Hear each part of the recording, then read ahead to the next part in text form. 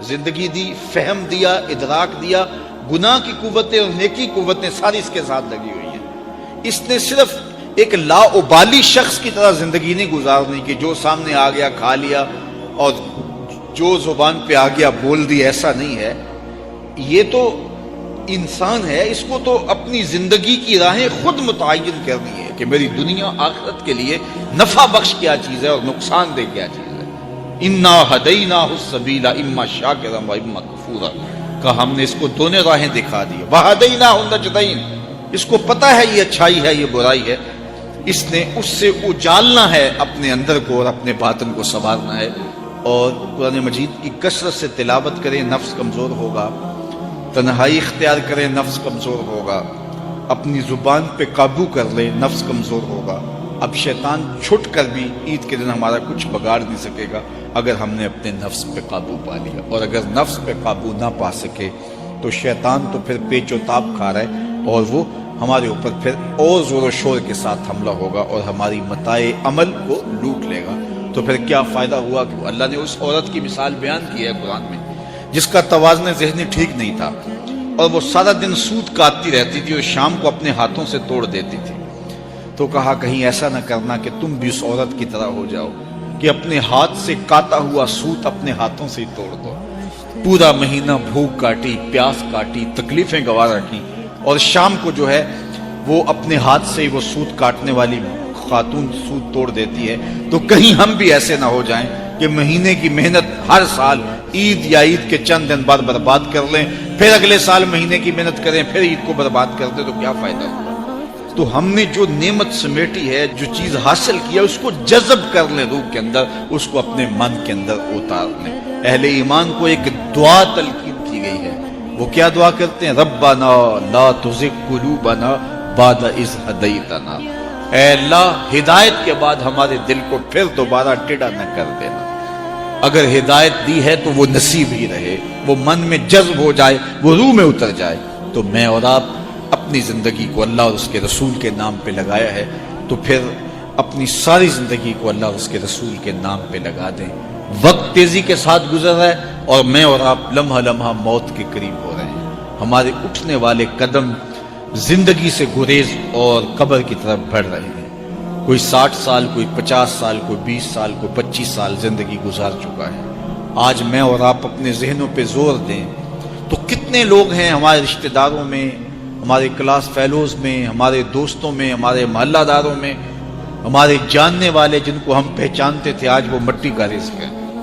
تو ایک دن ہمارے اوپر بھی یہ آنے والا ہے کہ ہم مٹی کا رزق بن چکے ہوں گے، سرخرو ہو کے جائیں گے تو قبر میں بھی چراغاں ہوگا۔ دل دے دیوے دی روشنائی جاوے وچ زمینہ، تو پھر اندر بھی روشنی ہوگی۔ لیکن اگر ہم نے اپنی خواہش نفس کا اسیر بن کے زندگی گزار دی تو پھر کیا انسان ہونے کا فائدہ اور حضور کا غلام ہونے کا ہم نے کیا فائدہ اٹھایا؟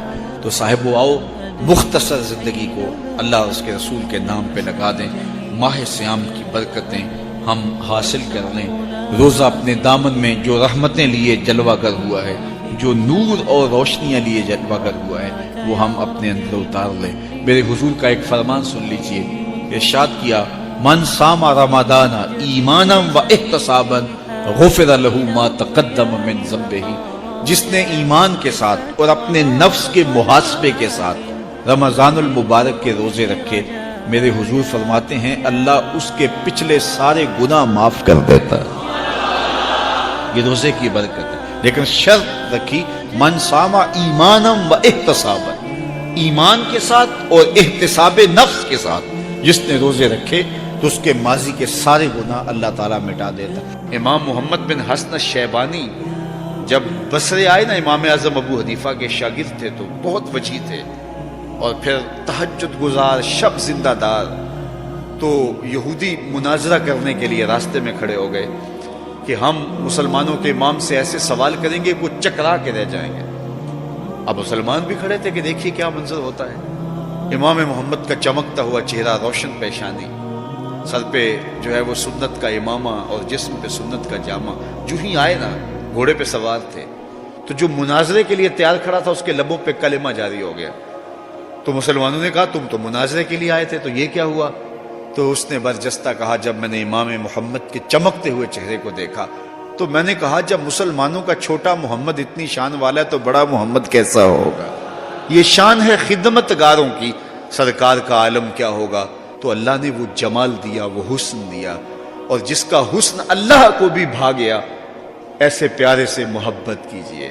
دیکھیے کسی سے محبت کرنے کا سب سے بڑا داعیہ اس کا حسن ہوتا ہے، اور اگر یہی داعیہ ہے تو پھر آؤ نا حضور سے محبت کیجئے، اور ان سے کی گئی محبت بندہ نواز بھی ہے۔ ایک عشق وہ بھی ہے جو نکمہ کر کے رکھ دیتا ہے۔ غالب نے کہا تھا عشق نے غالب نکمہ کر دیا، ورنہ ہم بھی آدمی تھے کام کے آدمی کے پلے یہ چھوڑتا کچھ نہیں، لیکن جس کا عشق کی کہانی میں آپ کو سنا رہا ہوں، جس حسن کے قصیدے میں پڑھ رہا ہوں، وہ حبشی بلال کو کعبے کی چھت پہ چڑھا دیتا ہے، وہ عزتوں کی مسند پہ بٹھا دیتا ہے۔ اقبال یہ کس کے عشق کا فیض عام ہے، رومی فنا ہوا حبشی کو دوام ہے۔ یہ وہ عزت نواز عشق ہے کہ جو بازو پکڑے تو حشر کے دن بھی نہیں چھوڑے گا۔ تو آئیے میں اور آپ اس مجلس رحمت میں عہد کریں کہ اپنی زندگی حضور کے بتائے ہوئے طریقوں کے مطابق بسر کریں گے۔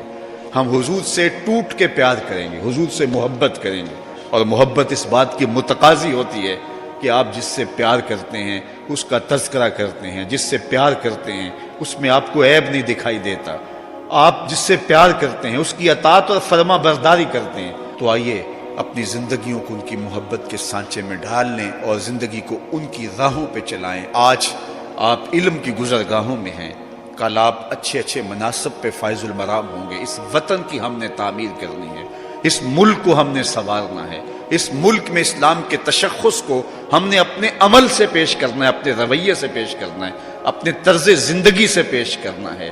ہماری زبان کبھی بھی جھوٹ نہ بولے اس لیے کہ ہم حضور کے غلام ہوتے ہیں، ہمارے رویوں میں خوبصورتی رہے اس لیے کہ ہم حضور کے غلام ہوتے ہیں، اور وہ دن آئے کہ اس ملک کی باغ ڈور آپ سنبھالیں تو ایک اچھی قوم کی صورت میں ہم دنیا کے اوپر سرخرو ہو کر کے جو ہے وہ سر اٹھا کے چل سکیں۔ آج پوری دنیا پہ اگر جانا ہوتا ہے تو ہمیں وہاں جا کے شرمندگی ہوتی ہے کہ ہم وارث تو حضور کے ہیں لیکن ہم کہاں کھڑے ہیں اور یہ لوگ کہاں کھڑے ہیں۔ تو آئیے میں اور آپ اپنی تعمیر کیجئے، اپنی شخصیت کی تعمیر کیجئے، اور حضور کی محبت تعمیر شخصیت کی ضمانت بنتی ہے۔ اللہ اس امت کو عروج عطا کر دے، بھٹکے ہوئے آہو کو پھر سوئے حرم لے چل، اس شہر کے خوگر کو پھر وسعت صحرا دے۔ میں بلبلے نالہ ہوں اس اجڑے گلستاں کا، تاثیر کا سائل ہوں محتاج کو داتا دے۔